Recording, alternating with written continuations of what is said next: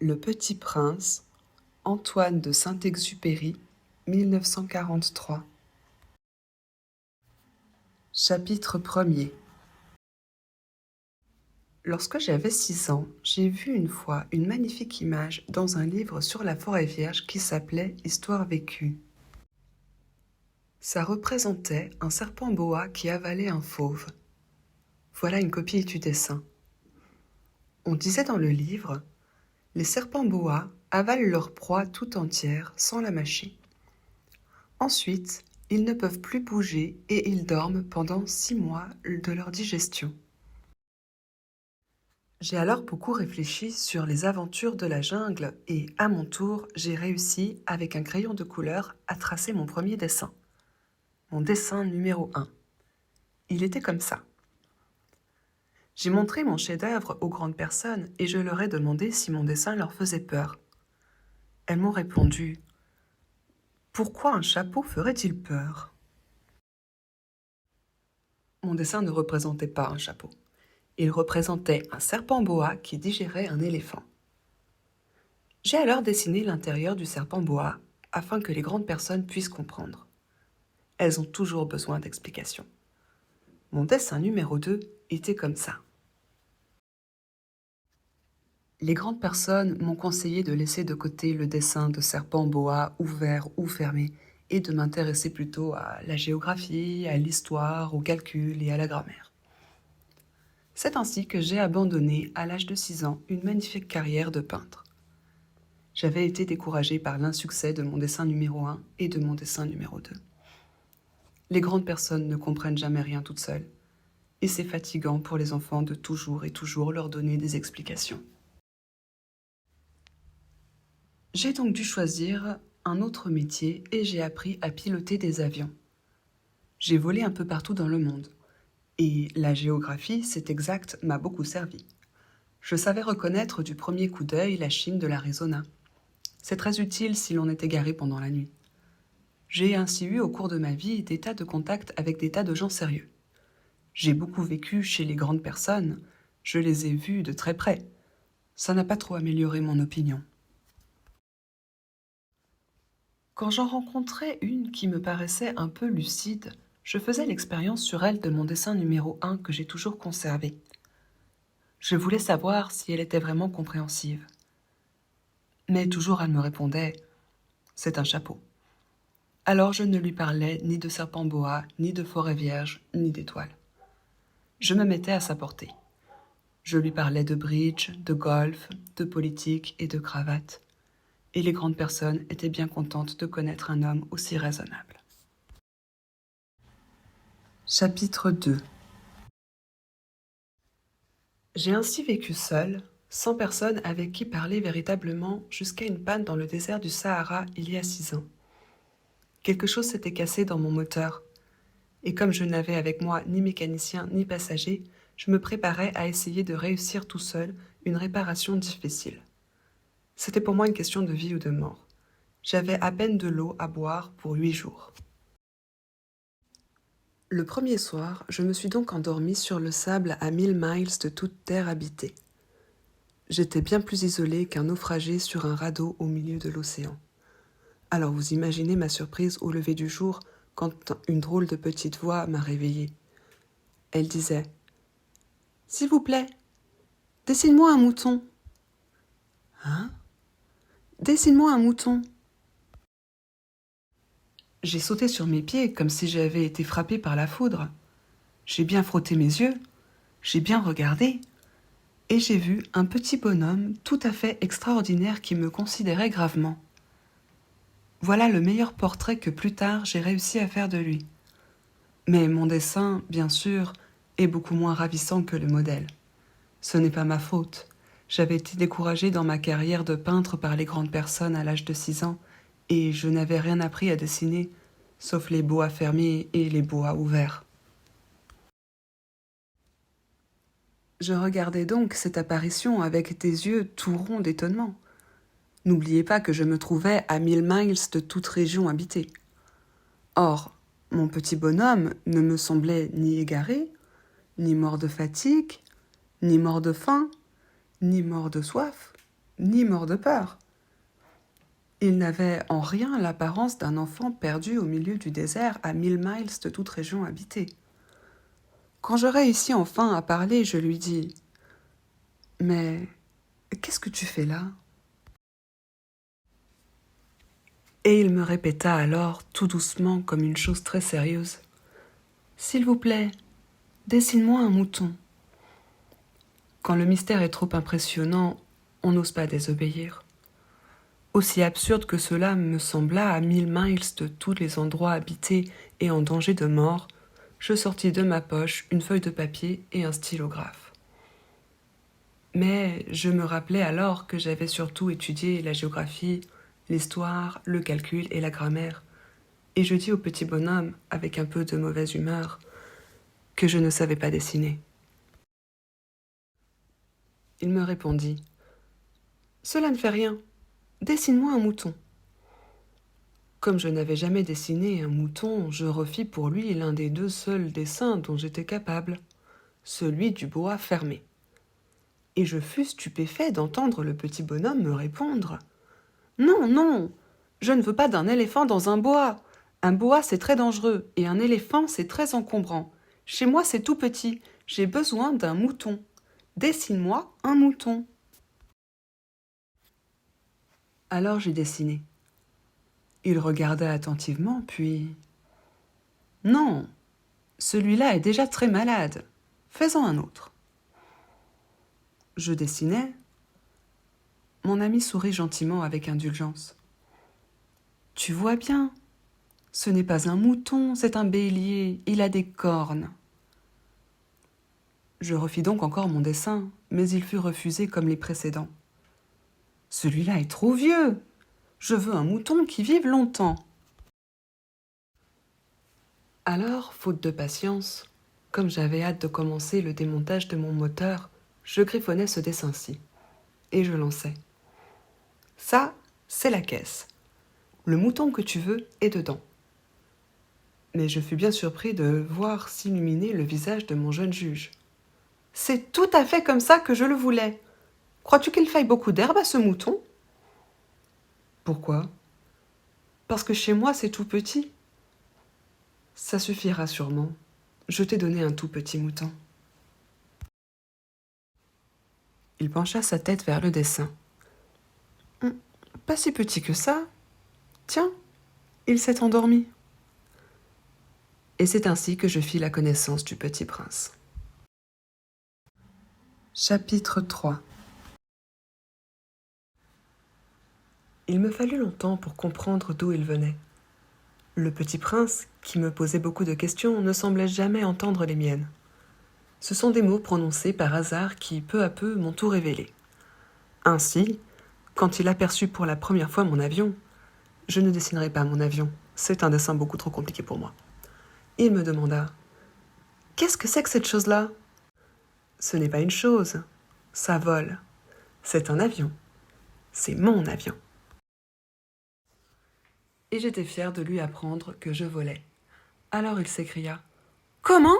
Tu es tombé du ciel ?» Oui, fis-je modestement. Ah, ça c'est drôle ! Et le petit prince eut un très joli éclat de rire qui m'irrita beaucoup. Je désire que l'on prenne mes malheurs au sérieux. Puis il ajouta « Alors toi aussi tu viens du ciel ? De quelle planète es-tu » J'entrevis aussitôt une lueur dans le mystère de sa présence, et j'interrogeai brusquement « Tu viens donc d'une autre planète ?» Mais il ne me répondit pas. Il hochait la tête doucement, tout en regardant mon avion. C'est vrai que là-dessus, tu ne peux pas venir de bien loin. Et il s'enfonça dans une rêverie qui dura longtemps. Puis, sortant mon mouton de sa poche, il se plongea dans la contemplation de son trésor. Vous imaginez combien j'avais pu être intrigué par cette demi-confidence sur les autres planètes. Je m'efforçai donc d'en savoir plus long. D'où viens-tu, mon petit bonhomme ? Où est-ce chez toi ? Où veux-tu emporter mon mouton ? Il me répondit après un silence méditatif. Ce qui est bien avec la caisse que tu m'as donnée, c'est que la nuit, ça lui servira de maison. Bien sûr. Et si tu es gentil, je te donnerai aussi une corde pour l'attacher pendant le jour et un piquet. » La proposition parut choquer le petit prince. « L'attacher ? Quelle drôle d'idée !»« Mais si tu ne l'attaches pas, il ira n'importe où et il se perdra. » Et mon ami eut un nouvel éclat de rire. « Mais où veux-tu qu'il aille ? » ?»« N'importe où, droit devant lui. » Alors le petit prince remarqua gravement. « Ça ne fait rien, c'est tellement petit chez moi. » Et avec un peu de mélancolie, peut-être, il ajouta. « Droit devant soi, on ne peut pas aller bien loin. » Chapitre 4. J'avais ainsi appris une seconde chose très importante. C'est que sa planète d'origine était à peine plus grande qu'une maison. Ça ne pouvait pas m'étonner beaucoup. Je savais bien qu'en dehors des grosses planètes comme la Terre, Jupiter, Mars, Vénus, auxquelles on a donné des noms, il y en avait des centaines d'autres qui sont quelquefois si petites qu'on a beaucoup de mal à les apercevoir au télescope. Quand un astronaute découvre l'une d'elles, il lui donne pour nom un numéro. Il l'appelle par exemple l'astéroïde 3251. J'ai de sérieuses raisons de croire que la planète d'où venait le petit prince est l'astéroïde B612. Cet astéroïde n'a été aperçu qu'une fois au télescope en 1909 par un astronome turc. Il avait fait alors une grande démonstration de sa découverte à un congrès international d'astronomie. Mais personne ne l'avait cru à cause de son costume. Les grandes personnes sont comme ça. Heureusement pour la réputation de l'astéroïde B612, un dictateur turc imposa à son peuple, sous peine de mort, de s'habiller à l'européenne. L'astronaute refit sa démonstration en 1920 dans un habit très élégant. Et cette fois-ci, tout le monde fut de son avis. Si je vous ai raconté ces détails sur l'astéroïde B612 et si je vous ai confié son numéro, c'est à cause des grandes personnes. Les grandes personnes aiment les chiffres. Quand vous voulez leur parler d'un nouvel ami, elles ne vous questionnent jamais sur l'essentiel. Elles ne vous disent jamais quel est le son de sa voix, quels sont les jeux qu'il préfère, est-ce qu'il collectionne les papillons. Elles vous demandent quel âge a-t-il, combien a-t-il de frères, combien pèse-t-il, combien gagne son père. Alors seulement, elles croient le connaître. Si vous dites aux grandes personnes « J'ai vu une belle maison en briques roses avec des géraniums aux fenêtres et des colombes sur le toit », elles ne parviennent pas à s'imaginer cette maison. Il faut leur dire « J'ai vu une maison de 100 000 francs ». Alors elles s'écrient « Comme c'est joli !» Ainsi, si vous leur dites « La preuve que le petit prince a existé, c'est qu'il était ravissant, qu'il riait et qu'il voulait un mouton. Quand on veut un mouton, c'est la preuve qu'on existe. » Elles hausseront les épaules et vous traiteront d'enfant. Mais si vous leur dites « La planète d'où il venait est l'astéroïde B612 », alors elles seront convaincues et elles vous laisseront tranquille avec leurs questions. Elles sont comme ça. Il ne faut pas leur en vouloir. Les enfants doivent être indulgents envers les grandes personnes. Mais bien sûr, nous qui comprenons la vie, nous nous moquons bien des numéros. J'aurais aimé commencer cette histoire à la façon des contes de fées.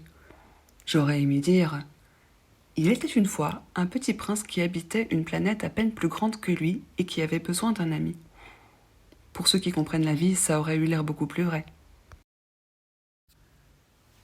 Car je n'aime pas qu'on lise mon livre à la légère.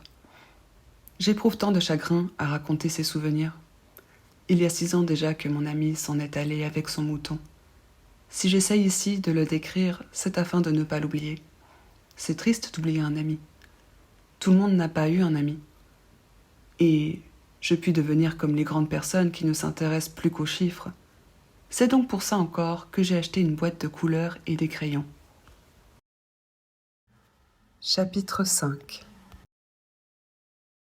Chaque jour, j'apprenais quelque chose sur la planète, sur le départ, sur le voyage. Ça venait tout doucement au hasard des réflexions. C'est ainsi que le 3e jour, je connus le drame des baobabs. Cette fois-ci encore, ce fut grâce aux moutons, car brusquement, le petit prince m'interrogea comme pris d'un doute grave. « C'est bien vrai, n'est-ce pas, que les moutons mangent les arbustes ?»« Oui, c'est vrai. »« Ah, je suis content. » Je ne compris pas pourquoi il était si important que les moutons mangeassent les arbustes. Mais le petit prince ajouta: Par conséquent, ils mangent aussi les baobabs. Je fis remarquer au petit prince que les baobabs ne sont pas des arbustes, mais des arbres grands comme des églises, et que, si même il emportait avec lui tout un troupeau d'éléphants, ce troupeau ne viendrait pas à bout d'un seul baobab. L'idée du troupeau d'éléphants fit rire le petit prince. Il faudrait les mettre les uns sur les autres. Mais il remarqua avec sagesse: Les baobabs, avant de grandir, ça commence par être petit. C'est exact. Mais pourquoi veux-tu que tes moutons mangent les petits baobabs? Il me répondit: Ben voyons, comme s'il s'agissait là d'une évidence.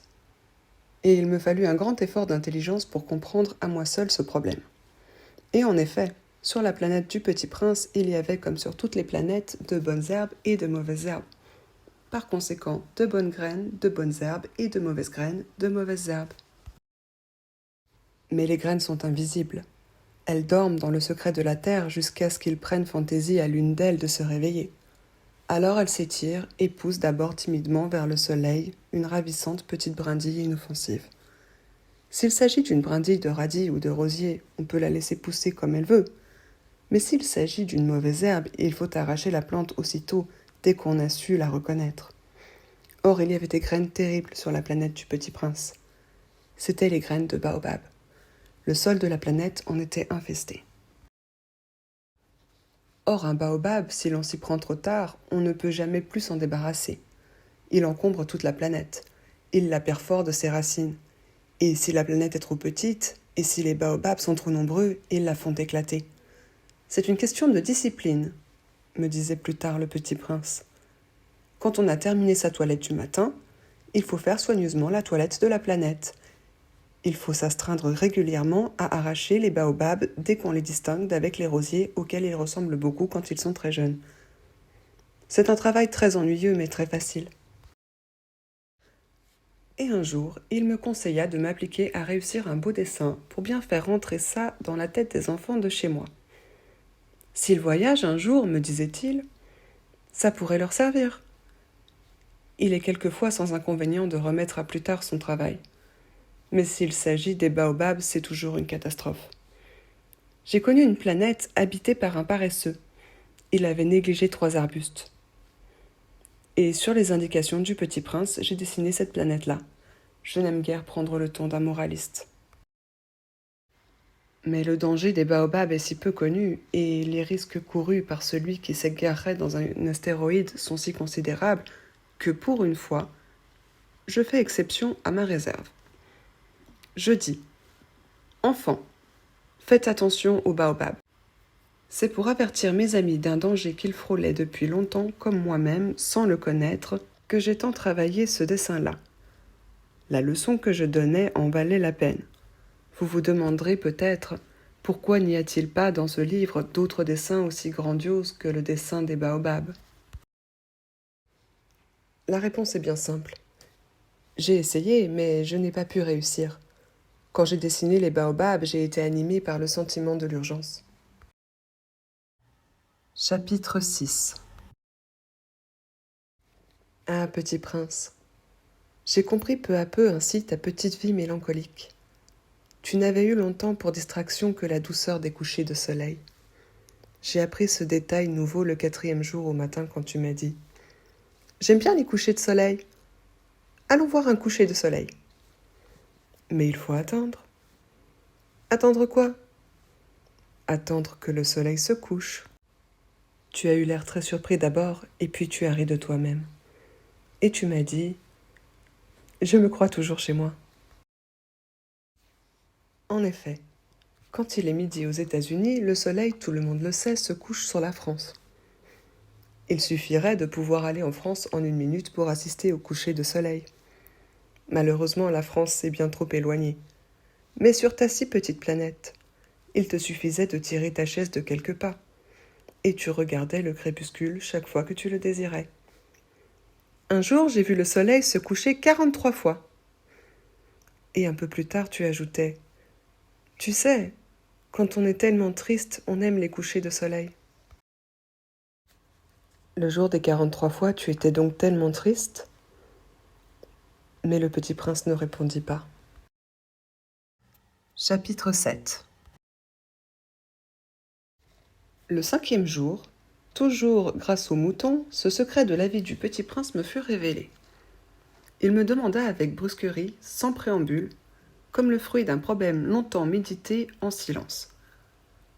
Un mouton, s'il mange les arbustes, il mange aussi les fleurs? Un mouton mange tout ce qu'il rencontre. Même les fleurs qui ont des épines? Oui, même les fleurs qui ont des épines.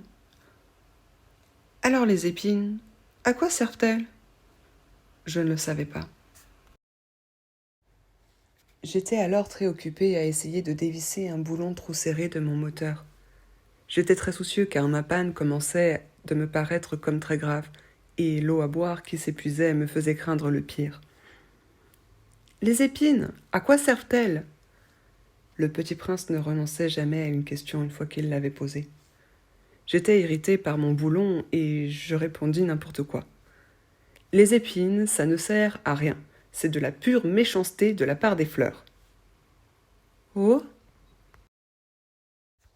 Mais après un silence, il me lança avec une sorte de rancune. Je ne te crois pas. Les fleurs sont faibles, elles sont naïves, elles se rassurent comme elles peuvent. Elles se croient terribles avec leurs épines. Je ne répondis rien. À cet instant-là, je me disais, si ce boulon résiste encore, je le ferai sauter d'un coup de marteau. Le petit prince dérangea de nouveau mes réflexions. Et tu crois, toi, que les fleurs? Mais non, je ne crois rien. J'ai répondu n'importe quoi. Je m'occupe, moi, de choses sérieuses. Il me regarda stupéfait. Des choses sérieuses? Il me voyait, mon marteau à la main et les doigts noirs de cambouis penchés sur un objet qui lui semblait très laid. Tu parles comme les grandes personnes. Ça me fit un peu honte. Mais, impitoyable, il ajouta. Tu confonds tout, tu mélanges tout. Il était vraiment très irrité. Il secouait au vent ses cheveux tout dorés. Je connais une planète où il y a un monsieur cramoisi. Il n'a jamais respiré une fleur. Il n'a jamais regardé une étoile. Il n'a jamais aimé personne. Il n'a jamais rien fait d'autre que des additions. Et toute la journée, il répète comme toi. Je suis un homme sérieux, je suis un homme sérieux. Et ça le fait gonfler d'orgueil. Mais ce n'est pas un homme, c'est un champignon. Un quoi? Un champignon. Le petit prince était maintenant tout pâle de colère. Il y a des millions d'années que les fleurs fabriquent des épines. Il y a des millions d'années que les moutons mangent quand même les fleurs. Et ce n'est pas sérieux de chercher à comprendre pourquoi elles se donnent tant de mal pour se fabriquer des épines qui ne servent jamais à rien. Ce n'est pas important la guerre des moutons et des fleurs? Ce n'est pas plus sérieux et plus important que les additions d'un gros monsieur rouge? Et si je connais moi une fleur unique au monde, qui n'existe nulle part sauf dans ma planète, et qu'un petit mouton peut anéantir d'un seul coup, comme ça, un matin, sans se rendre compte de ce qu'il fait, ce n'est pas important, ça? Il rougit puis reprit. Si quelqu'un aime une fleur qui n'existe qu'à un exemplaire dans les millions et les millions d'étoiles, ça suffit pour qu'il soit heureux quand il les regarde. Il se dit, ma fleur est là, quelque part. Mais si le mouton mange la fleur, c'est pour lui comme si brusquement toutes les étoiles s'éteignaient. Et ce n'est pas important, ça? Il ne put rien dire de plus. Il éclata brusquement en sanglots. La nuit était tombée. J'avais lâché mes outils, je me moquais bien de mon marteau, de mon boulon, de la soif et de la mort. Il y avait sur une étoile, une planète, la mienne, la terre, un petit prince à consoler. Je le pris dans les bras. Je le berçais, je lui disais « La fleur que tu aimes n'est pas en danger. Je lui dessinerai une muselière à ton mouton. Je te dessinerai une armure pour ta fleur. Je ne savais pas trop quoi dire. Je me sentais très maladroit. Je ne savais comment l'atteindre ou le rejoindre. C'est tellement mystérieux, le pays des larmes. Chapitre 8. J'avais appris bien vite à mieux connaître cette fleur. Il y avait toujours eu sur la planète du Petit Prince des fleurs très simples, ornées d'un seul rang de pétales et qui ne tenaient point de place et qui ne dérangeaient personne. Elles apparaissaient un matin dans l'herbe, et puis elles s'éteignaient le soir. Mais celle-là avait germé un jour d'une graine apportée d'on ne sait où, et le petit prince avait surveillé de très près cette brindille qui ne ressemblait pas aux autres brindilles. Ça pouvait être un nouveau genre de baobab. Mais l'arbuste cessa vite de croître et commença de préparer une fleur. Le petit prince, qui assistait à l'installation d'un bouton énorme, sentait bien qu'il en sortirait une apparition miraculeuse. Mais la fleur n'en finissait pas de se préparer à être belle, à l'abri de sa chambre verte. Elle choisissait avec soin ses couleurs.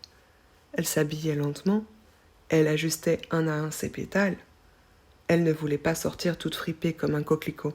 Elle ne voulait apparaître que dans le plein rayonnement de sa beauté. Et oui, elle était très coquette. Sa toilette mystérieuse avait donc duré des jours et des jours. Et puis voici qu'un matin, justement à l'heure du lever du soleil, elle s'était montrée. Et elle, qui avait travaillé avec tant de précision, dit en bâillant : « Oh, je me réveille à peine. Je vous demande pardon, je suis encore toute décoiffée. » Le petit prince alors ne put contenir son admiration. « Que vous êtes belle !»« N'est-ce pas ?» répondit doucement la fleur. « Et je suis née en même temps que le soleil. » Le petit prince devina bien qu'elle n'était pas trop modeste, mais elle était si émouvante. « C'est l'heure, je crois, du petit déjeuner, » avait-elle bientôt ajouté. « Auriez-vous la bonté de penser à moi ?» Et le petit prince, tout confus, ayant été chercher un arrosoir d'eau fraîche, avait servi la fleur. Ainsi l'avait-elle bien vite tourmentée par sa vanité un peu ombrageuse. Un jour, par exemple, parlant de ses 4 épines, elle avait dit au petit prince : « Ils peuvent venir, les tigres, avec leurs griffes. » « Il n'y a pas de tigres sur ma planète, » avait objecté le petit prince. « Et puis, les tigres ne mangent pas l'herbe. »« Je ne suis pas une herbe, » avait doucement répondu la fleur. « Pardonnez-moi. Je ne crains rien des tigres, mais j'ai horreur des courants d'air. Vous n'auriez pas un paravent ? » ?»« Horreur des courants d'air ? Ce n'est pas de chance pour une plante, » avait remarqué le petit prince. « Cette fleur est bien compliquée. Le soir, vous me mettrez sous globe. Il fait très froid chez vous. C'est mal installé. Là d'où je viens. » Mais elle s'était interrompue. Elle était venue sous forme de graine. Elle n'avait rien pu connaître des autres mondes. Humiliée de s'être laissée surprendre à préparer un mensonge aussi naïf, elle avait toussé 2 ou 3 fois pour mettre le petit prince dans son tort. « Ce paravent ? J'allais le chercher, mais vous me parliez. » Alors elle avait forcé sa toux pour lui infliger quand même des remords. Ainsi le petit prince, malgré la bonne volonté de son amour, avait vite douté d'elle. Il avait pris au sérieux des mots sans importance et était devenu très malheureux. « J'aurais dû ne pas l'écouter, » me confia-t-il un jour. « Il ne faut jamais écouter les fleurs. Il faut les regarder et les respirer. La mienne embaumait ma planète, mais je ne savais pas m'en réjouir. Cette histoire de griffes qui m'avait tellement agacée eût dû m'attendrir. » Il me confia encore. Je n'ai alors rien su comprendre. J'aurais dû la juger sur les actes et non sur les mots. Elle m'embaumait et m'éclairait. Je n'aurais jamais dû m'enfuir. J'aurais dû deviner sa tendresse derrière ses pauvres ruses. Les fleurs sont si contradictoires. Mais j'étais trop jeune pour savoir l'aimer. Chapitre 9. Je crois qu'il profita pour son évasion d'une migration d'oiseaux sauvages. Au matin du départ, il mit sa planète bien en ordre. Il ramena soigneusement ses volcans en activité. Il possédait 2 volcans en activité.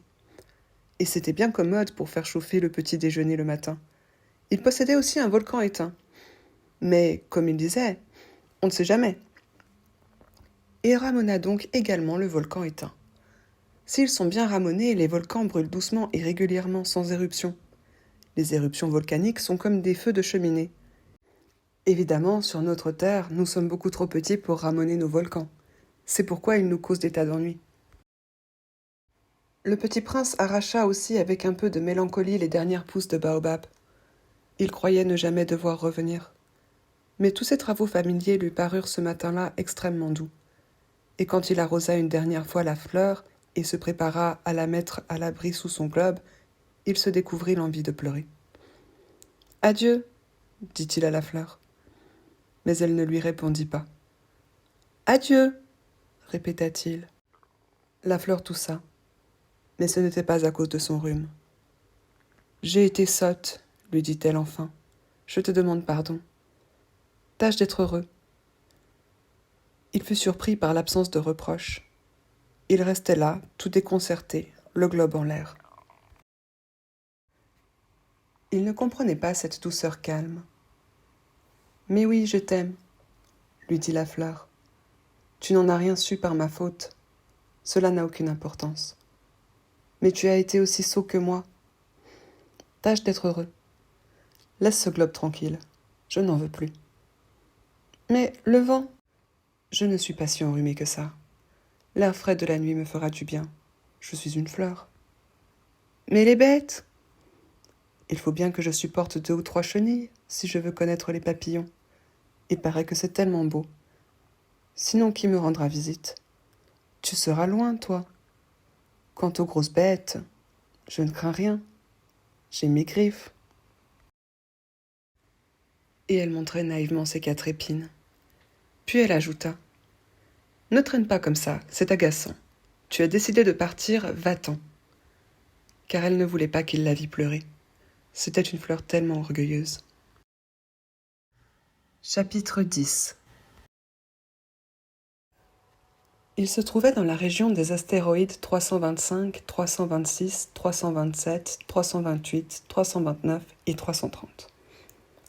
Il commença donc par les visiter pour y chercher une occupation et pour s'instruire. La première était habitée par un roi. Le roi siégeait habillé de pourpre et d'hermine sur un trône très simple et cependant majestueux. « Ah, voilà un sujet !» s'écria le roi quand il aperçut le petit prince. Et le petit prince se demanda « Comment peut-il me reconnaître puisqu'il ne m'a jamais vu ?» Et il ne savait pas que pour les rois le monde est très simplifié. Tous les hommes sont des sujets. « Approche-toi que je te vois mieux, » lui dit le roi qui était tout fier d'être roi pour quelqu'un. Le petit prince chercha des yeux où s'asseoir, mais la planète était tout encombrée par le magnifique manteau d'hermine. Il resta donc debout, et comme il était fatigué, il bâilla. « Il est contraire à l'étiquette de bâiller en présence d'un roi, » lui dit le monarque. « Je te l'interdis. »« Je ne peux pas m'en empêcher, » répondit le petit prince tout confus. « J'ai fait un long voyage, et je n'ai pas dormi. »« Alors, » lui dit le roi, « je t'ordonne de bâiller. »« Je n'ai vu personne bâiller depuis des années. »« Les bâillements sont pour moi des curiosités. »« Allons, bâille encore, c'est un ordre. »« Ça m'intimide, je ne peux plus, » fit le petit prince tout rougissant. Répondit le roi. « Alors je t'ordonne tantôt de bâiller et tantôt de... » Il bredouillait un peu et paraissait vexé. Car le roi tenait essentiellement à ce que son autorité fût respectée. Il ne tolérait pas la désobéissance. C'était un monarque absolu. Mais comme il était très bon, il donnait des ordres raisonnables. Si j'ordonnais, disait-il couramment, si j'ordonnais à un général de se changer en oiseau de mer, et si le général n'obéissait pas, ce ne serait pas la faute du général, ce serait ma faute. Puis-je m'asseoir ? S'enquit timidement le petit prince. Je t'ordonne de t'asseoir, lui répondit le roi qui ramena majestueusement un pan de son manteau d'hermine. Mais le petit prince s'étonnait. La planète était minuscule. Sur quoi le roi pouvait-il bien régner ? Sire, lui dit-il, je vous demande pardon de vous interroger. Je t'ordonne de m'interroger, se hâta de dire le roi. Sire, sur quoi régnez-vous ? Sur tout, répondit le roi avec une grande simplicité. Sur tout ? Le roi, d'un geste discret, désigna sa planète, les autres planètes et les étoiles. Sur tout ça ? Dit le petit prince. Sur tout ça, répondit le roi, car non seulement c'était un monarque absolu, mais c'était un monarque universel. Et les étoiles vous obéissent? Bien sûr, lui dit le roi. Elles obéissent aussitôt. Je ne tolère pas l'indiscipline. Un tel pouvoir émerveilla le petit prince. S'il l'avait détenu lui-même, il aurait pu assister non pas à 44, mais à 72, ou même à 100, ou même à 200 couchers de soleil dans la même journée sans avoir jamais à tirer sa chaise. Et comme il se sentait un peu triste à cause du souvenir de sa petite planète abandonnée, il s'enhardit à solliciter une grâce du roi. « Je voudrais voir un coucher de soleil. Faites-moi plaisir. Ordonnez au soleil de se coucher. » Si j'ordonnais à un général de voler d'une fleur à l'autre à la façon d'un papillon, ou d'écrire une tragédie, ou de se changer en oiseau de mer, et si le général n'exécutait pas l'ordre reçu, qui, de lui ou de moi, serait dans son tort? Ce serait vous, dit fermement le petit prince. Exact. Il faut exiger de chacun ce que chacun peut donner, reprit le roi. L'autorité repose d'abord sur la raison. Si tu ordonnes à ton peuple d'aller se jeter à la mer, il fera la révolution. J'ai le droit d'exiger l'obéissance parce que mes ordres sont raisonnables. Alors, mon coucher de soleil, rappela le petit prince qui jamais n'oubliait une question une fois qu'il l'avait posée. Ton coucher de soleil, tu l'auras. Je l'exigerai. Mais j'attendrai dans ma science du gouvernement que les conditions soient favorables. Quand cela sera-t-il ? S'informa le petit prince. Lui répondit le roi qui consulta d'abord un gros calendrier. Ce sera Ce sera ce soir, vers 7h40. Et tu verras comme je suis bien obéi. Le petit prince bâilla. Il regrettait son coucher de soleil manqué. Et puis il s'ennuyait déjà un peu. Je n'ai plus rien à faire ici, dit-il au roi. Je vais repartir. Ne pars pas, répondit le roi qui était si fier d'avoir un sujet. Ne pars pas. Je te fais ministre. Ministre de quoi? De la justice. Mais il n'y a personne à juger. On ne sait pas, lui dit le roi. Je n'ai pas fait encore le tour de mon royaume. Je suis très vieux, je n'ai pas de place pour un carrosse, et ça me fatigue de marcher. Oh, mais j'ai déjà vu, dit le petit prince qui se pencha pour jeter encore un coup d'œil sur l'autre côté de la planète. Il n'y a personne là-bas non plus. Tu te jugeras donc toi-même, lui répondit le roi. C'est le plus difficile. Il est bien plus difficile de se juger soi-même que de juger autrui. Si tu réussis à bien te juger, c'est que tu es un véritable sage. Moi, dit le petit prince, je puis me juger moi-même n'importe où. Je n'ai pas besoin d'habiter ici. Dit le roi. Je crois bien que sur ma planète, il y a quelque part un vieux rat. Je l'entends la nuit. Tu pourras juger ce vieux rat. Tu le condamneras à mort de temps en temps, ainsi sa vie dépendra de ta justice. Mais tu le gracieras chaque fois pour l'économiser. Il n'y en a qu'un. Moi, répondit le petit prince, je n'aime pas condamner à mort, et je crois bien que je m'en vais. Non, dit le roi. Mais le petit prince, ayant achevé ses préparatifs, ne voulut point peiner le vieux monarque. Si votre majesté désirait être obéie ponctuellement, elle pourrait me donner un ordre raisonnable. Elle pourrait m'ordonner, par exemple, de partir avant 1 minute. Il me semble que les conditions sont favorables. Le roi, n'ayant rien répondu, le petit prince hésita d'abord, puis, avec un soupir, prit le départ. « Je te fais mon ambassadeur !» se hâta alors de crier le roi. Il avait un grand air d'autorité. « Les grandes personnes sont bien étranges », se dit le petit prince en lui-même durant son voyage. Chapitre 11. La seconde planète était habitée par un vaniteux. « Ah ah! Voilà la visite d'un admirateur !» s'écria de loin le vaniteux dès qu'il aperçut le petit prince. Car pour les vaniteux, les autres hommes sont des admirateurs. « Bonjour, dit le petit prince. Vous avez un drôle de chapeau. C'est pour saluer, lui répondit le vaniteux. C'est pour saluer quand on m'acclame. Malheureusement, il ne passe jamais personne par ici. Ah oui? Dit le petit prince qui ne comprit pas. Frappe tes mains l'une contre l'autre, conseilla donc le vaniteux. Le petit prince frappa ses mains l'une contre l'autre. Le vaniteux salua modestement en soulevant son chapeau. Ça, c'est plus amusant que la visite au roi, se dit en lui-même le petit prince. Et il recommença de frapper ses mains l'une contre l'autre. Le vaniteux recommença de saluer en soulevant son chapeau. Après 5 minutes d'exercice, le petit prince se fatigua de la monotonie du jeu. Et pour que le chapeau tombe, demanda-t-il, que faut-il faire? Mais le vaniteux ne l'entendit pas. Les vaniteux n'entendent jamais que les louanges. Est-ce que tu m'admires vraiment beaucoup? Demanda-t-il au petit prince. Qu'est-ce que signifie admirer? Admirer signifie reconnaître que je suis l'homme le plus beau, le mieux habillé, le plus riche et le plus intelligent de la planète. Mais tu es seul sur ta planète. Fais-moi ce plaisir. Admire-moi quand même. Je t'admire, dit le petit prince en haussant un peu les épaules.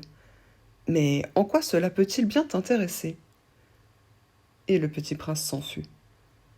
Les grandes personnes sont décidément bien bizarres, se dit-il simplement en lui-même durant son voyage. Chapitre 12. La planète suivante était habitée par un buveur. Cette visite fut très courte, mais elle plongea le petit prince dans une grande mélancolie. « Que fais-tu là » dit-il au buveur, qu'il trouva installé en silence devant une collection de bouteilles vides et une collection de bouteilles pleines. « Je bois, » répondit le buveur d'un air lugubre. « Pourquoi bois-tu » lui demanda le petit prince. « Pour oublier, » répondit le buveur. « Pour oublier quoi » s'enquit le petit prince qui déjà le plaignait. « Pour oublier que j'ai honte, » avoua le buveur en baissant la tête. « Honte de quoi » s'informa le petit prince qui désirait le secourir. « Honte de boire » acheva le buveur qui s'enferma définitivement dans le silence. Et le petit prince s'en fut perplexe. Les grandes personnes sont décidément très très bizarres, se disait-il en lui-même durant le voyage. Chapitre 13. La 4e planète était celle du businessman. Cet homme était si occupé qu'il ne leva même pas la tête à l'arrivée du petit prince. « Bonjour » lui dit celui-ci. « Votre cigarette est éteinte. » 3 et 2 font 5, 5 et 7 12, 12 et 3 15. Bonjour. 15 et 7 22, 22 et 6 28. Pas le temps de la rallumer. 26 et 5 31. Ouf. Ça fait donc 501 622 731. 500 millions de quoi? Hein? Tu es toujours là? 501 millions de... Je ne sais plus. J'ai tellement de travail. Je suis sérieux, moi. Je ne m'amuse pas à des balivernes. 2 et 5, 7. 501 millions de quoi? Répéta le petit prince, qui jamais de sa vie n'avait renoncé à une question une fois qu'il l'avait posée. Le businessman leva la tête. Depuis 54 ans que j'habite cette planète-ci, je n'ai été dérangé que 3 fois. La première fois, ça a été il y a 22 ans, par un hanneton qui était tombé, Dieu sait d'où. Il répandait un bruit épouvantable et j'ai fait 4 erreurs dans une addition. La seconde fois, ça a été il y a 11 ans par une crise de rhumatisme. Je manque d'exercice. Je n'ai pas le temps de flâner. Je suis sérieux, moi. La 3e fois, la voici. Je disais donc 501 millions. Millions de quoi? Le businessman comprit qu'il n'était point d'espoir de paix. Millions de ces petites choses que l'on voit quelquefois dans le ciel. Des mouches? Mais non, des petites choses qui brillent. Des abeilles? Mais non, des petites choses dorées qui font rêvasser les fainéants. Mais je suis sérieux, moi, je n'ai pas le temps de rêvasser. Ah, des étoiles? C'est bien ça, des étoiles. Et que fais-tu de 500 millions d'étoiles? 501 622 731. Je suis sérieux, moi, je suis précis. Et que fais-tu de ces étoiles? Ce que j'en fais? Oui. Rien. Je les possède. Tu possèdes les étoiles? Oui. Mais j'ai déjà vu un roi qui... Les rois ne possèdent pas. Ils règnent sur. C'est très différent. Et à quoi cela te sert-il de posséder les étoiles? Ça me sert à être riche. Et à quoi cela te sert-il d'être riche? À acheter d'autres étoiles si quelqu'un en trouve. Celui-là, se dit en lui-même le petit prince, il raisonne un peu comme mon ivrogne. Cependant, il posa encore des questions. Comment peut-on posséder les étoiles? À qui sont-elles? Riposta grincheux le businessman. Je ne sais pas. À personne.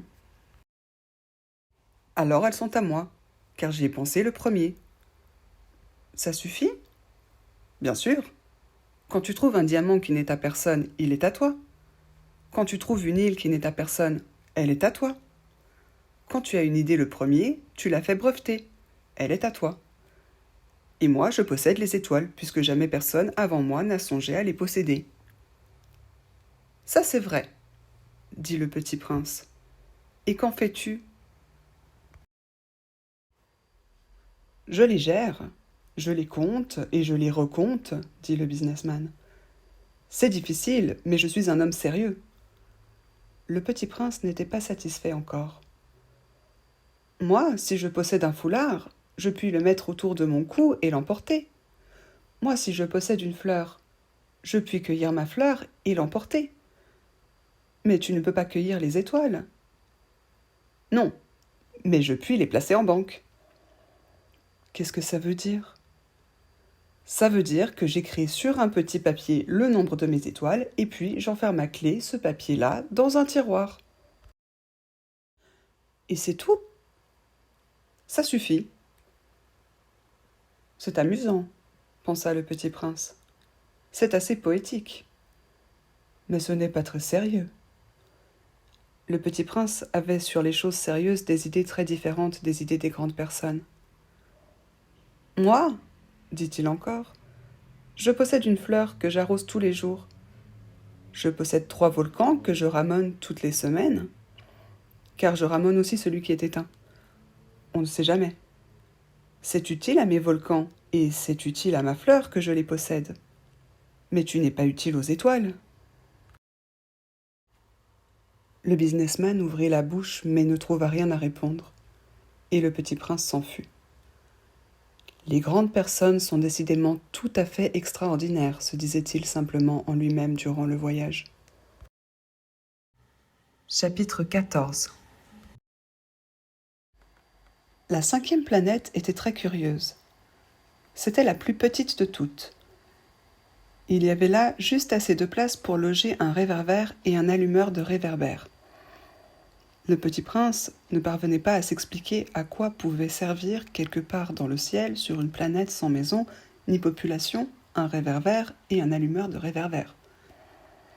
Cependant, il se dit en lui-même « Peut-être bien que cet homme est absurde. Cependant, il est moins absurde que le roi, que le vaniteux, que le businessman et que le buveur. Au moins son travail a-t-il un sens. » Quand il allume son réverbère, c'est comme s'il faisait naître une étoile de plus, ou une fleur. Quand il éteint son réverbère, ça endort la fleur, ou l'étoile. C'est une occupation très jolie. C'est véritablement utile puisque c'est joli. Lorsqu'il aborda la planète, il salua respectueusement l'allumeur. « Bonjour.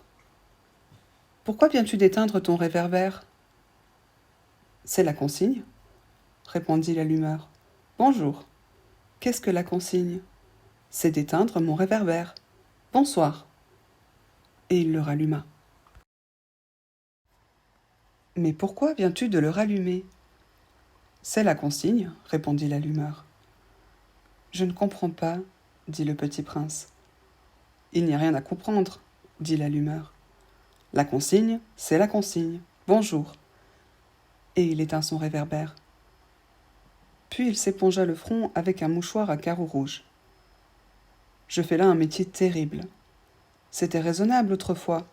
J'éteignais le matin et j'allumais le soir. J'avais le reste du jour pour me reposer et le reste de la nuit pour dormir. Et depuis cette époque, la consigne a changé ? La consigne n'a pas changé, dit l'allumeur. C'est bien là le drame.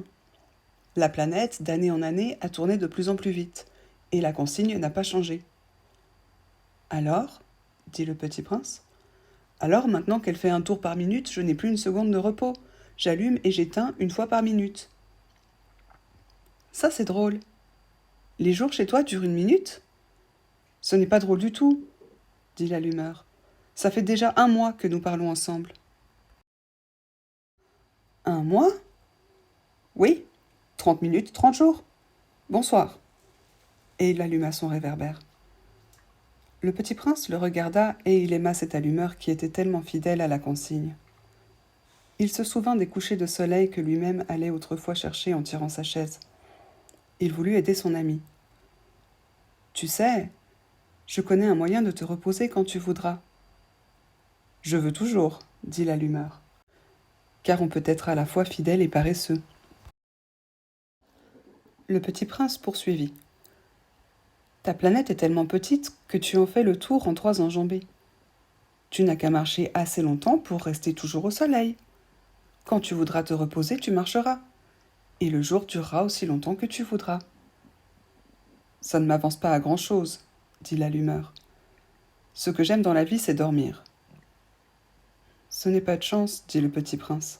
« Ce n'est pas de chance, » dit l'allumeur. « Bonjour !» Et il éteint son réverbère. Celui-là, se dit le petit prince tandis qu'il poursuivait plus loin son voyage, celui-là serait méprisé par tous les autres, par le roi, par le vaniteux, par le buveur, par le businessman. Cependant, c'est le seul qui ne me paraisse pas ridicule. C'est peut-être parce qu'il s'occupe d'autre chose que de soi-même. Il eut un soupir de regret et se dit encore. Celui-là est le seul dont j'eusse pu faire mon ami. Mais sa planète est vraiment trop petite. Il n'y a pas de place pour 2. Ce que le petit prince n'osait pas s'avouer, c'est qu'il regrettait cette planète bénie à cause surtout des 1440 couchers de soleil par 24 heures. Chapitre 15. La 6e planète était une planète 10 fois plus vaste. Elle était habitée par un vieux monsieur qui écrivait d'énormes livres. « Tiens, voilà un explorateur !» s'écria-t-il quand il aperçut le petit prince. Le petit prince s'assit sur la table et souffla un peu. Il avait déjà tant voyagé. « D'où viens-tu » lui dit le vieux monsieur. « Quel est ce gros livre » dit le petit prince. « Que faites-vous ici » ? « Je suis géographe, » dit le vieux monsieur. « Qu'est-ce qu'un géographe » ? C'est un savant qui connaît où se trouvent les mers, les fleuves, les villes, les montagnes et les déserts. Ça, c'est bien intéressant, dit le petit prince. Ça, c'est enfin un véritable métier. Et il jeta un coup d'œil autour de lui sur la planète du géographe. Il n'avait jamais vu encore une planète aussi majestueuse. Elle est bien belle, votre planète. Est-ce qu'il y a des océans ? Je ne puis pas le savoir, dit le géographe. Ah ? Le petit prince était déçu. Et des montagnes ? Je ne puis pas le savoir, dit le géographe. Et des villes ?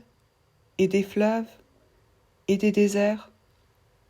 Je ne puis pas le savoir non plus, dit le géographe. Mais vous êtes géographe ? C'est exact, dit le géographe. Mais je ne suis pas explorateur. Je manque absolument d'explorateurs. Ce n'est pas le géographe qui va faire le compte des villes, des fleuves, des montagnes, des mers, des océans et des déserts. Le géographe est trop important pour flâner. Il ne quitte pas son bureau.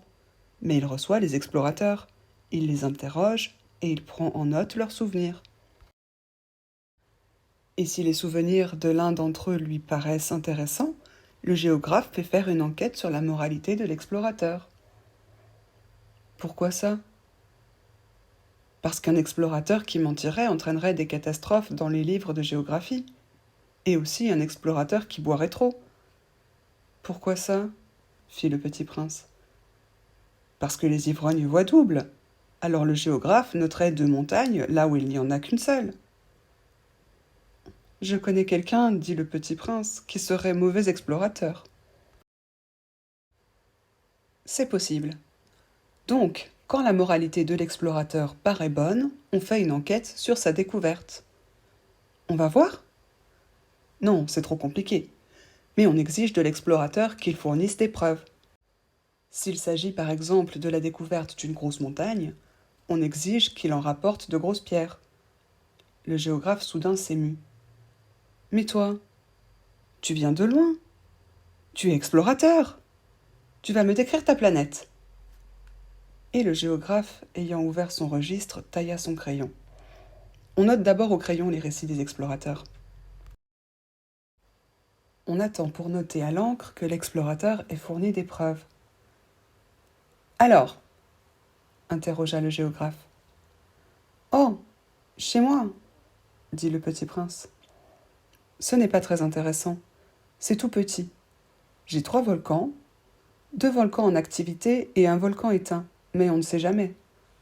On ne sait jamais, dit le géographe. J'ai aussi une fleur.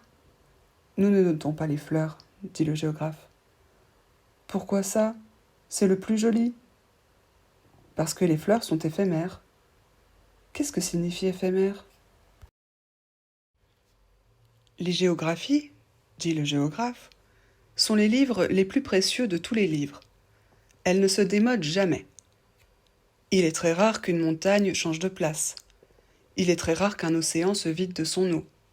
Nous écrivons des choses éternelles.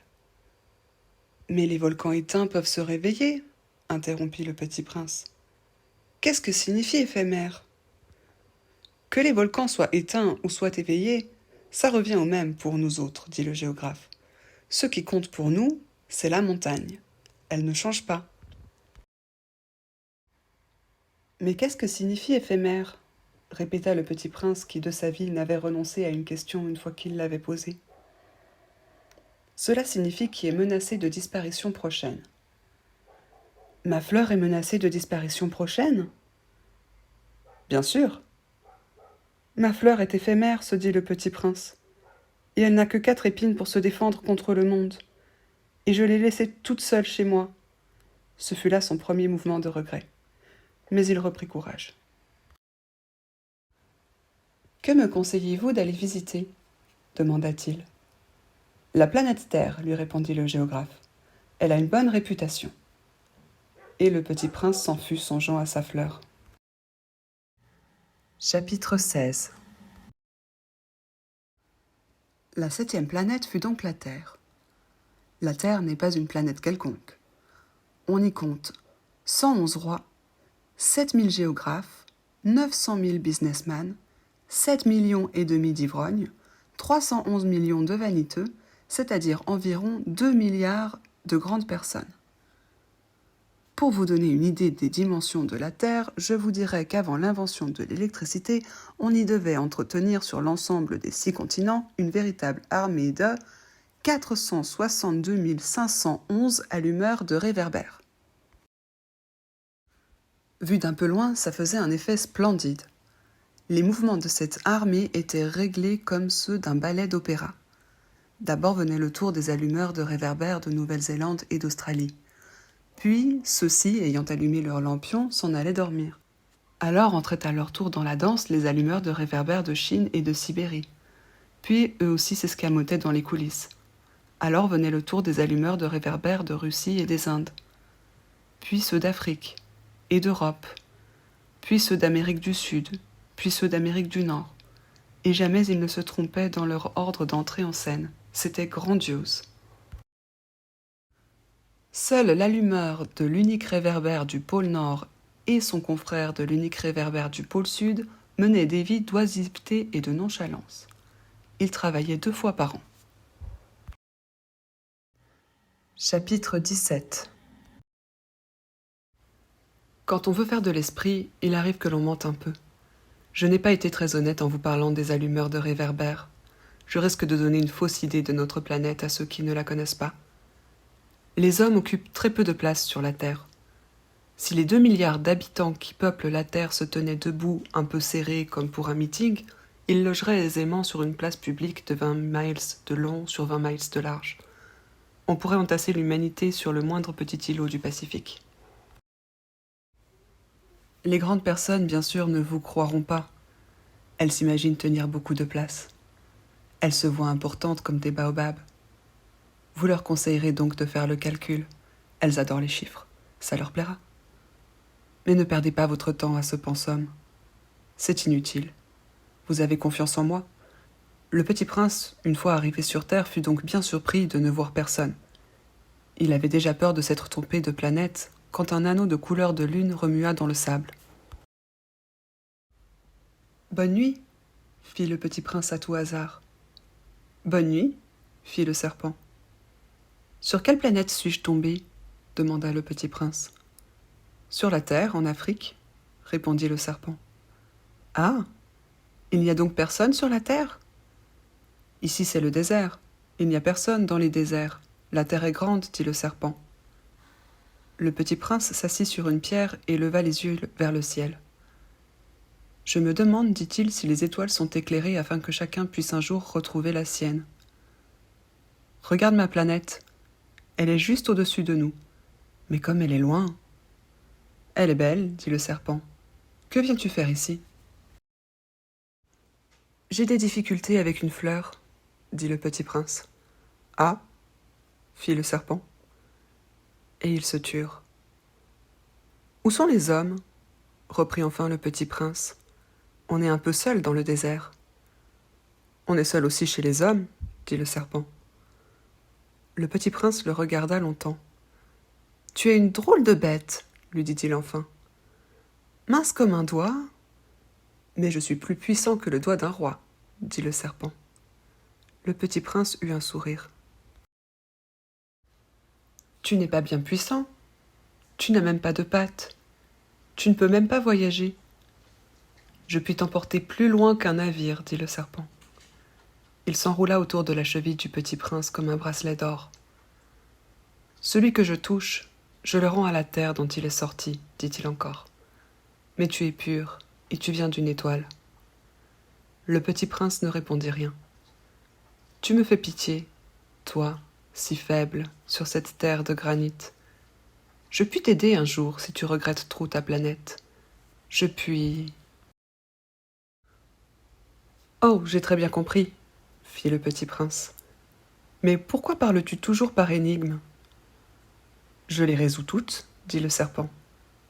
Et ils se turent. Chapitre 18. Le petit prince traversa le désert et ne rencontra qu'une fleur. Une fleur à 3 pétales, une fleur de rien du tout. « Bonjour, dit le petit prince. « Bonjour, dit la fleur. « Où sont les hommes ?» demanda poliment le petit prince. La fleur un jour avait vu passer une caravane. « Les hommes ? Il en existe, je crois, 6 ou 7. Je les ai aperçus il y a des années. Mais on ne sait jamais où les trouver. Le vent les promène. Ils manquent de racines, ça les gêne beaucoup. »« Adieu, fit le petit prince. « Adieu, dit la fleur. » Chapitre 19. Le petit prince fit l'ascension d'une haute montagne. Les seules montagnes qu'il eût jamais connues étaient les 3 volcans qui lui arrivaient aux genoux, et il se servait du volcan éteint comme d'un tabouret. D'une montagne haute comme celle-ci, se dit-il donc, j'apercevrais d'un coup toute la planète et tous les hommes. Mais il n'aperçut rien que des aiguilles de roc bien aiguisées. « Bonjour, dit-il à tout hasard. « Bonjour, bonjour, bonjour, répondit l'écho. « Qui êtes-vous » dit le petit prince. « Qui êtes-vous, qui êtes-vous, qui êtes-vous » répondit l'écho. « Soyez mes amis, je suis seul, dit-il. Je suis seul, je suis seul, je suis seul, répondit l'écho. Quelle drôle de planète, pensa-t-il alors. Elle est toute sèche, et toute pointue, et toute salée. Et les hommes manquent d'imagination. Ils répètent ce qu'on leur dit. Chez moi, j'avais une fleur. Elle parlait toujours la première. Chapitre 20. Mais il arriva que le petit prince, ayant longtemps marché à travers les sables, les rocs et les neiges, découvrit enfin une route. Et les routes vont toutes chez les hommes. Bonjour, dit-il. C'était un jardin fleuri de roses. Bonjour, dirent les roses. Le petit prince les regarda. Elles ressemblaient toutes à sa fleur. Qui êtes-vous leur demanda-t-il stupéfait.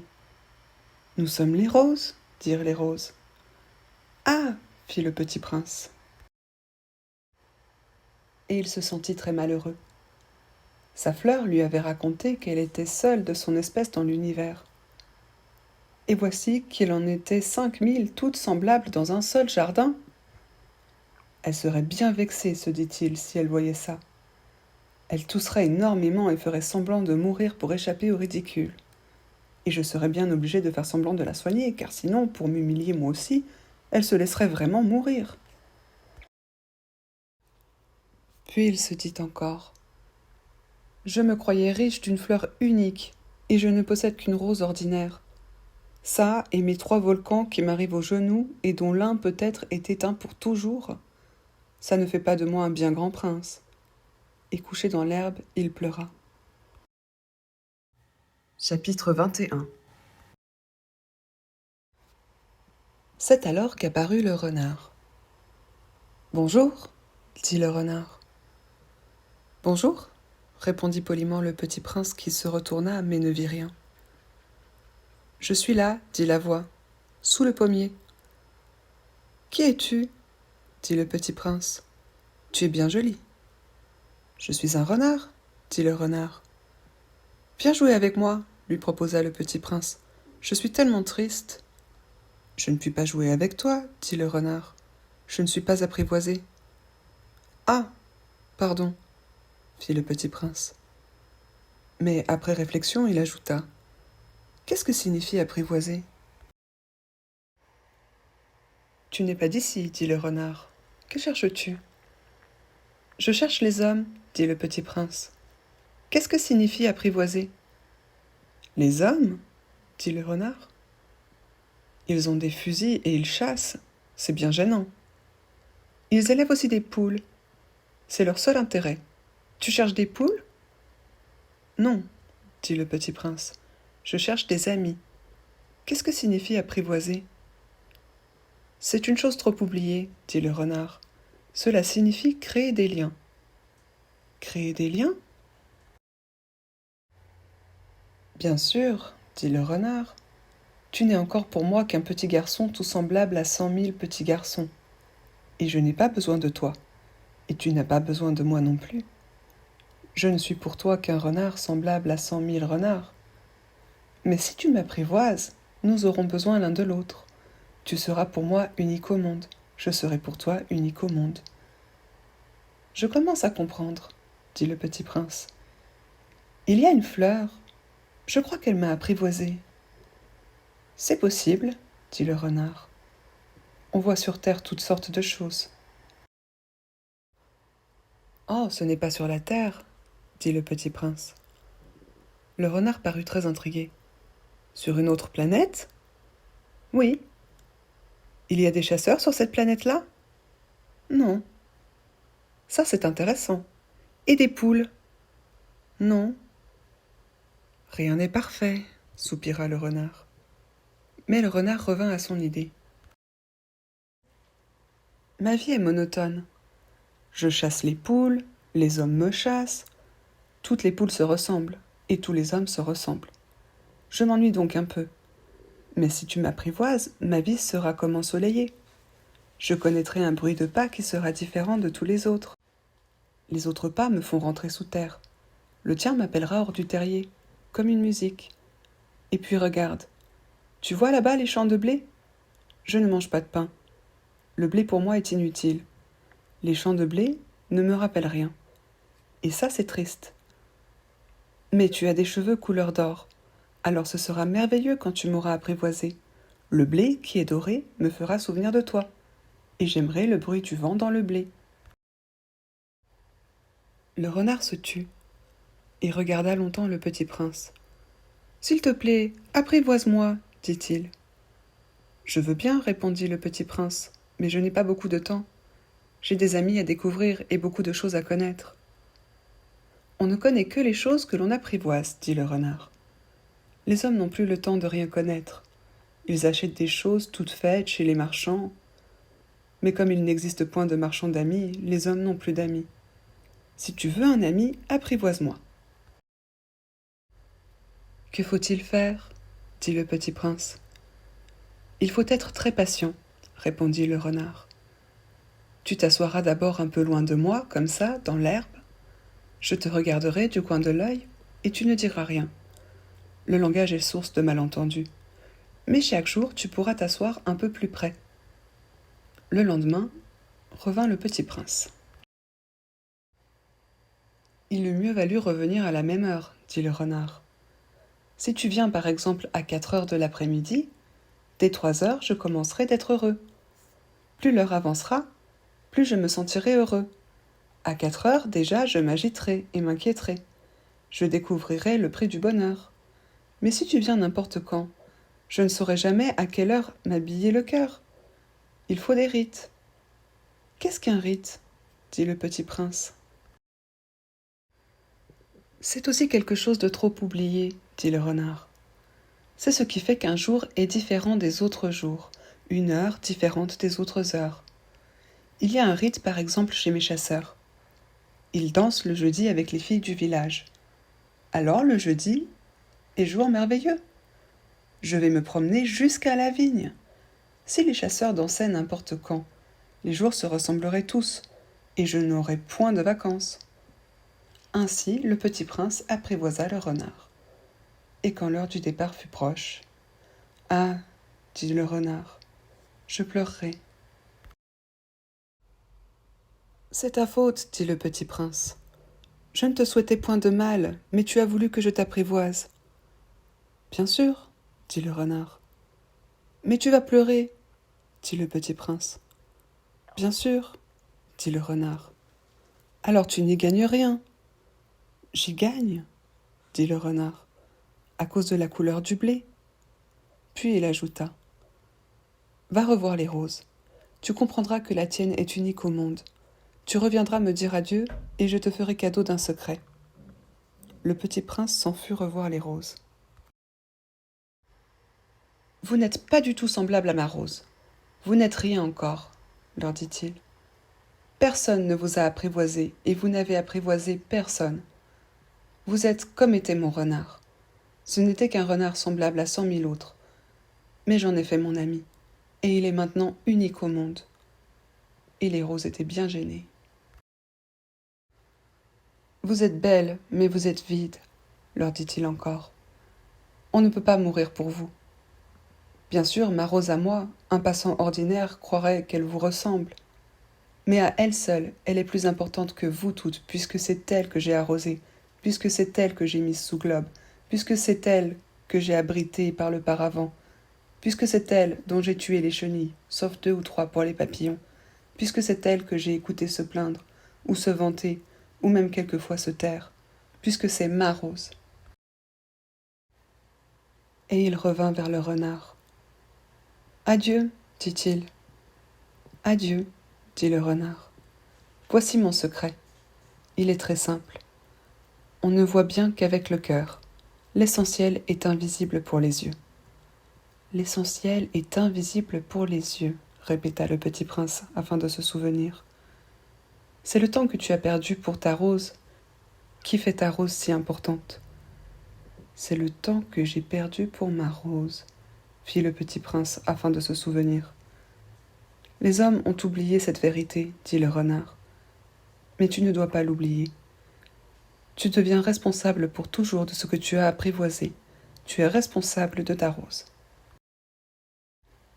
Je suis responsable de ma rose, répéta le petit prince afin de se souvenir. Chapitre 22. Bonjour, dit le petit prince. Bonjour, dit l'aiguilleur.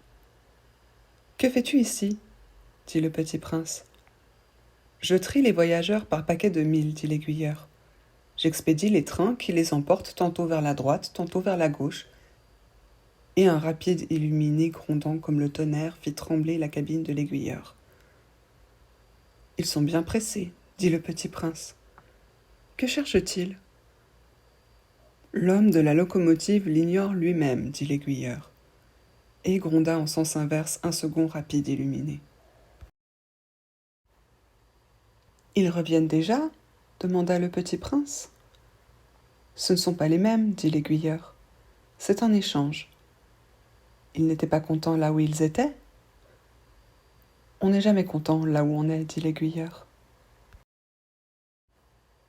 Et gronda le tonnerre d'un troisième rapide illuminé.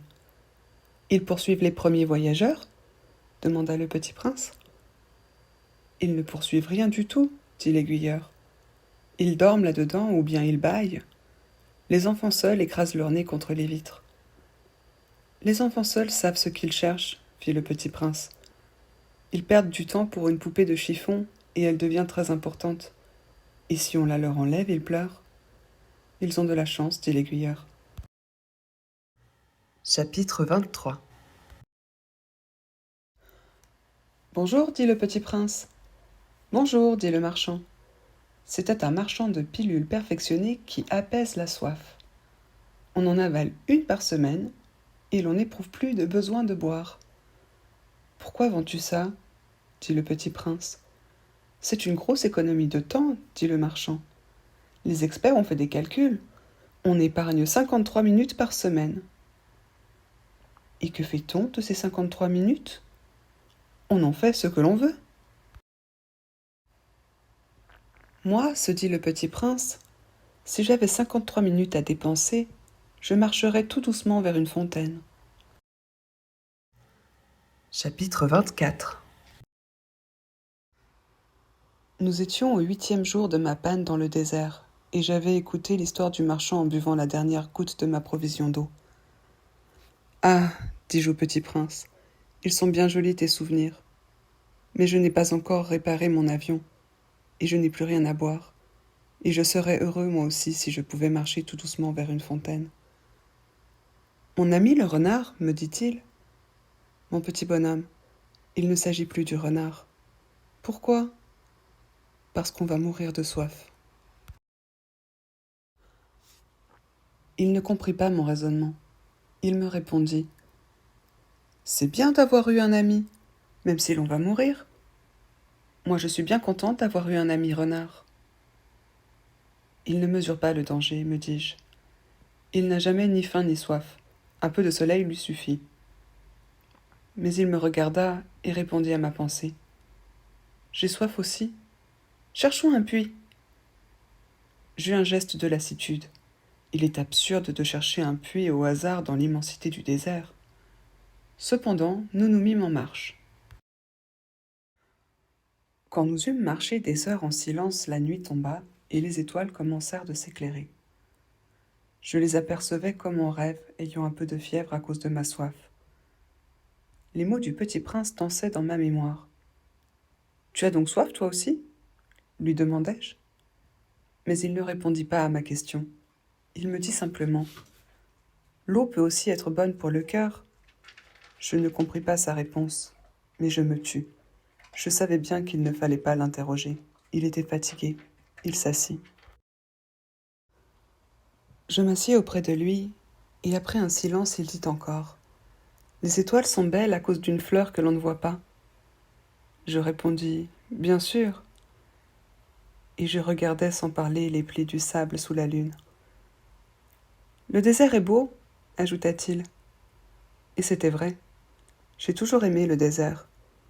On s'assoit sur une dune de sable, on ne voit rien, on n'entend rien. Et cependant quelque chose rayonne en silence. Ce qui embellit le désert, dit le petit prince, c'est qu'il cache un puits quelque part. Je fus surpris de comprendre soudain ce mystérieux rayonnement du sable. Lorsque j'étais petit garçon, j'habitais une maison ancienne, et la légende racontait qu'un trésor y était enfoui.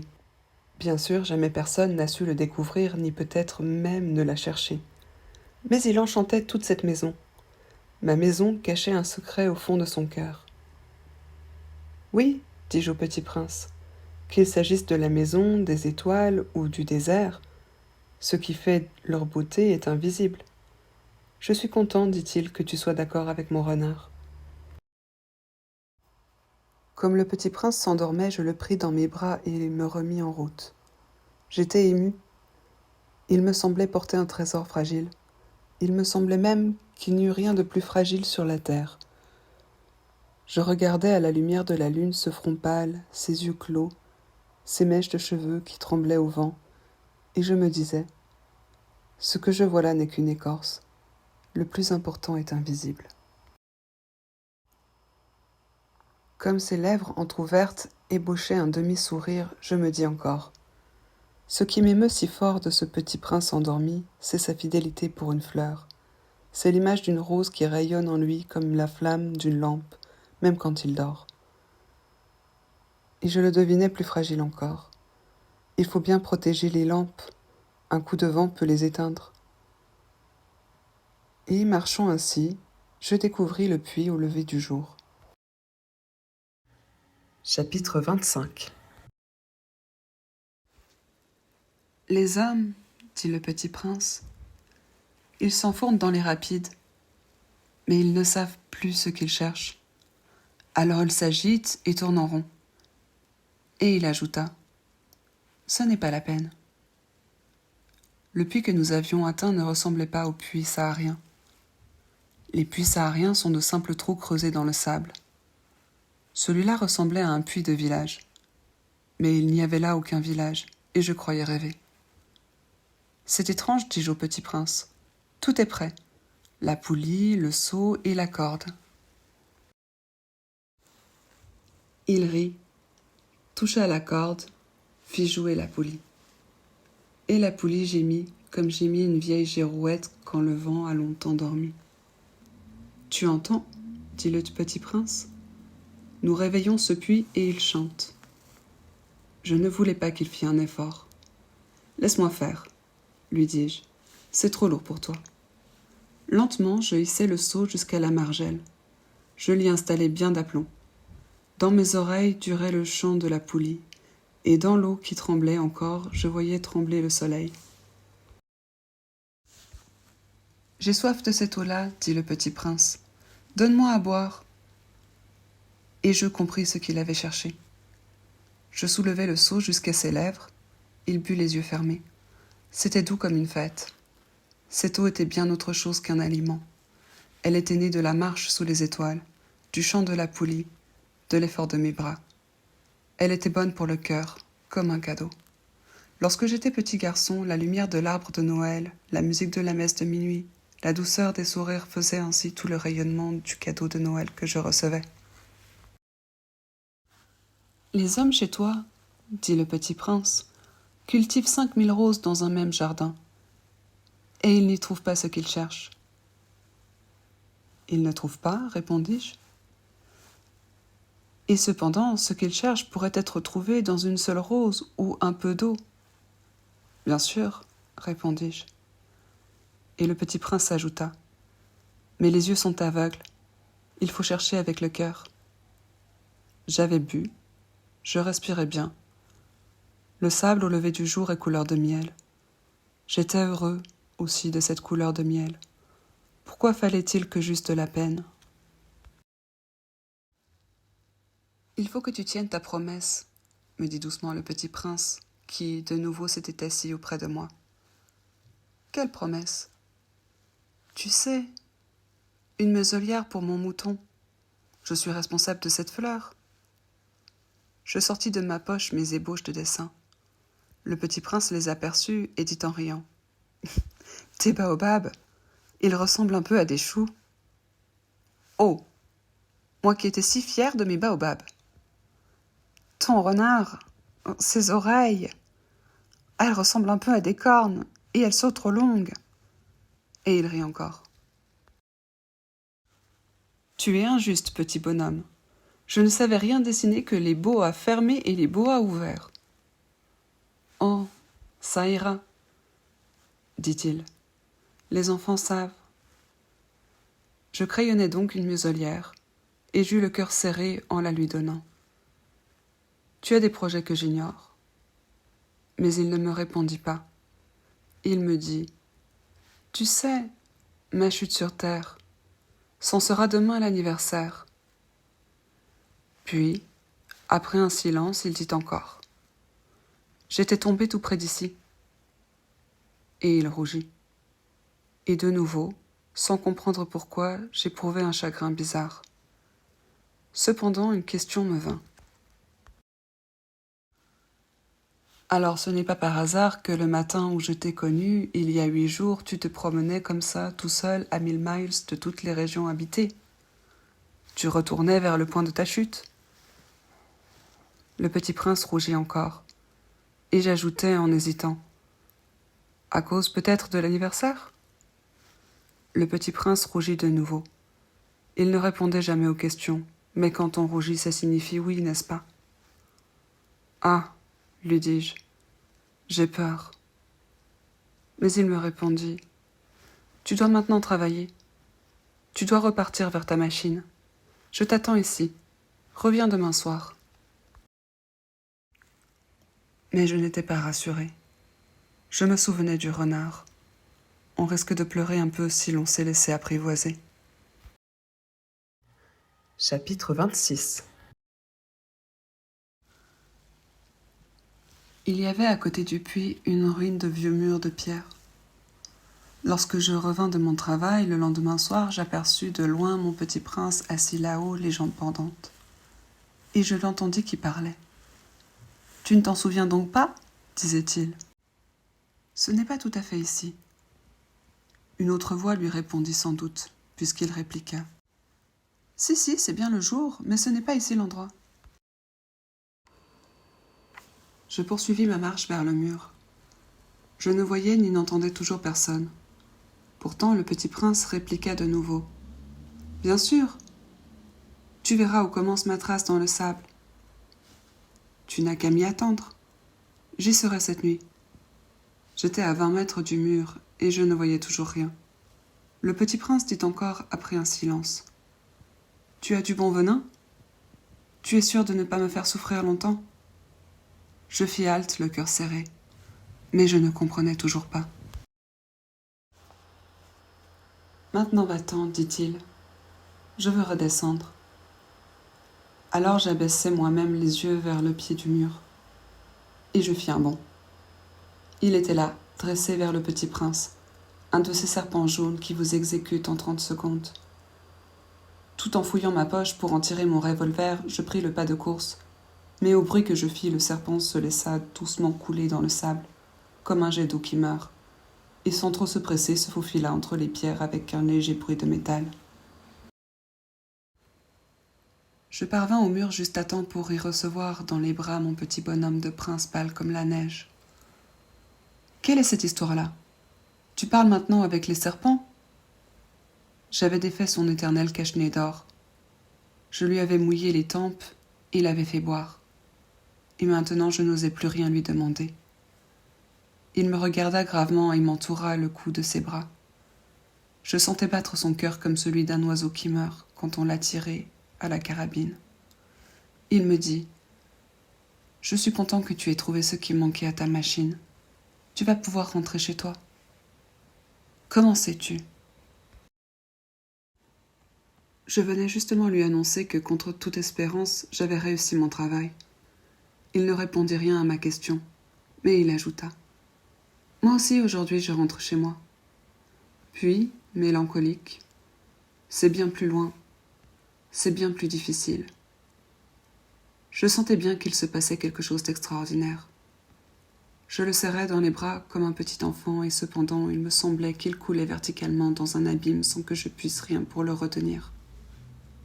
Il avait le regard sérieux, perdu très loin. « J'ai ton mouton.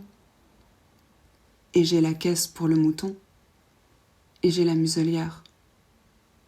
et il sourit avec mélancolie. J'attendis longtemps.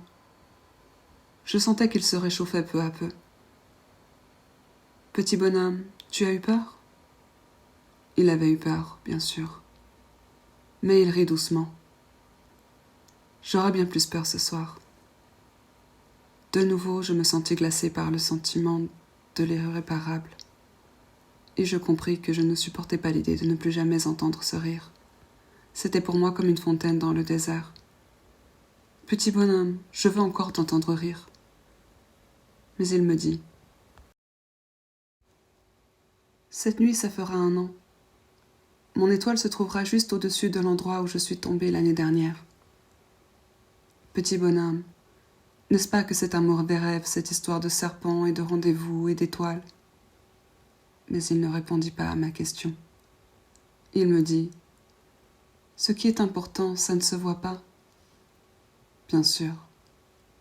C'est comme pour la fleur. Si tu aimes une fleur qui se trouve dans une étoile, c'est doux la nuit de regarder le ciel. Toutes les étoiles sont fleuries. Bien sûr. C'est comme pour l'eau. Celle que tu m'as donnée à boire était comme une musique à cause de la poulie et de la corde. Tu te rappelles? Elle était bonne. Bien sûr. Tu regarderas la nuit les étoiles. C'est trop petit chez moi pour que je te montre où se trouve la mienne. C'est mieux comme ça. Mon étoile, ça sera pour toi une des étoiles. Alors toutes les étoiles, tu aimeras les regarder. Elles seront toutes tes amies. Et puis, je vais te faire un cadeau. Il rit encore. Ah, petit bonhomme, j'aime entendre ce rire. Justement, ce sera mon cadeau. Ce sera comme pour l'eau. Que veux-tu dire? Les gens ont des étoiles qui ne sont pas les mêmes. Pour les uns qui voyagent, les étoiles sont des guides. Pour d'autres, elles ne sont rien que des petites lumières. Pour d'autres, qui sont savants, elles sont des problèmes. Pour mon businessman, elles étaient de l'or.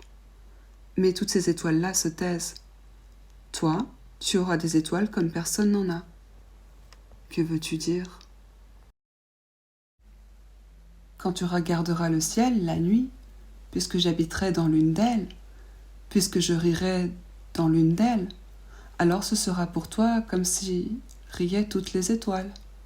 Tu auras, toi, des étoiles qui savent rire. Et il rit encore. Et quand tu seras consolé, on se console toujours. Tu seras content de m'avoir connu. Tu seras toujours mon ami. Tu auras envie de rire avec moi. Et tu ouvriras parfois ta fenêtre comme ça, pour le plaisir.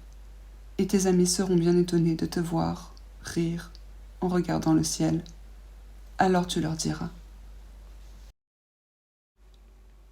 Oui, les étoiles, ça me fait toujours rire. Et ils te croiront fou. Je t'aurai joué un bien vilain tour. Et il rit encore.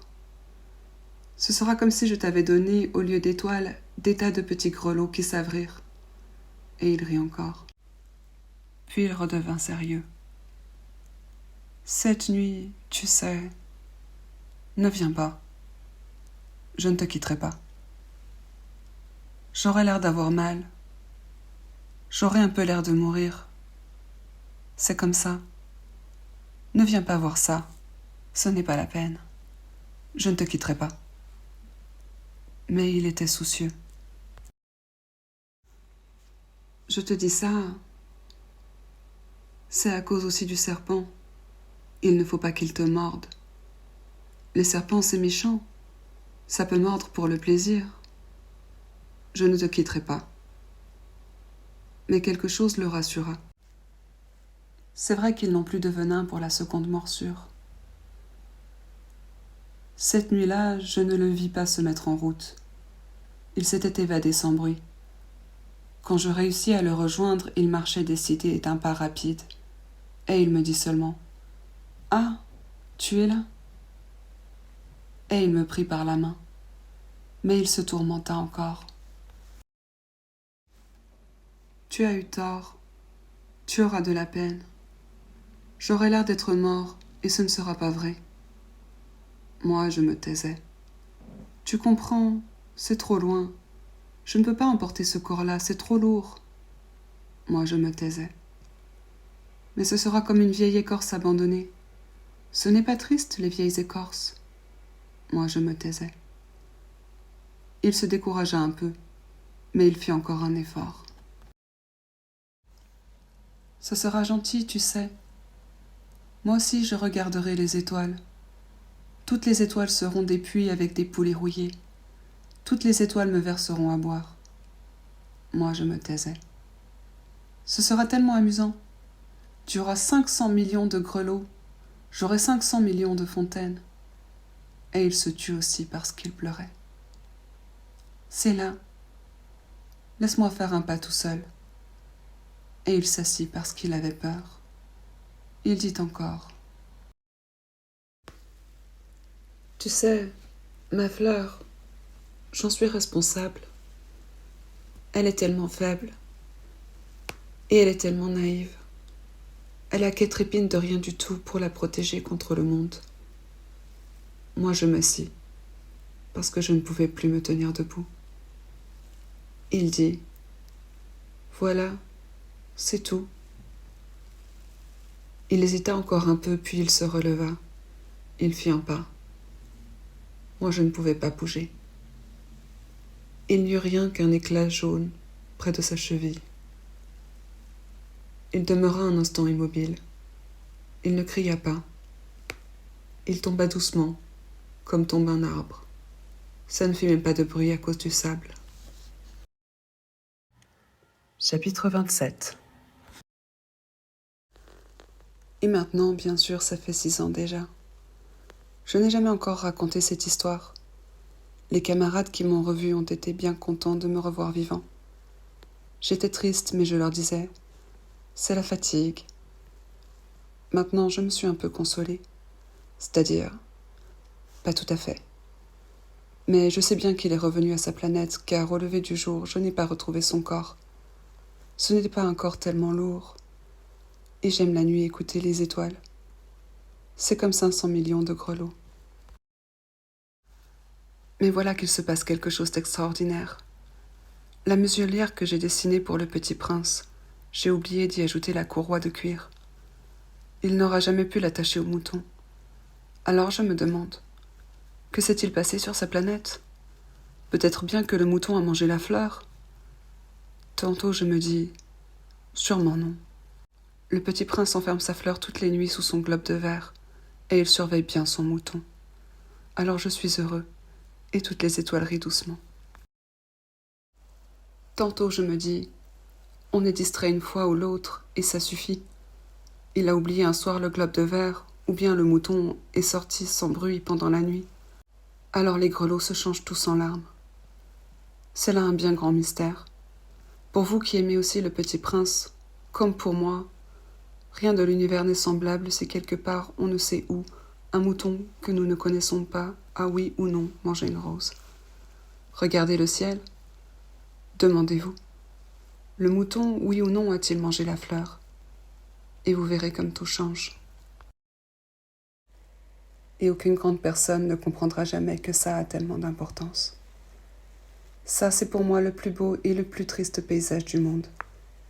C'est le même paysage que celui de la page précédente, mais je l'ai dessiné une fois encore pour bien vous le montrer. C'est ici que le petit prince a apparu sur terre puis disparu. Regardez attentivement ce paysage afin d'être sûr de le reconnaître si vous voyagez un jour en Afrique, dans le désert. Et s'il vous arrive de passer par là, je vous en supplie, ne vous pressez pas. Attendez un peu juste sous l'étoile. Si alors un enfant vient à vous, s'il rit, s'il a des cheveux d'or, s'il ne répond pas quand on l'interroge, vous devinerez bien qui il est. Alors soyez gentil. Ne me laissez pas tellement triste. Écrivez-moi vite qu'il est revenu. Fin.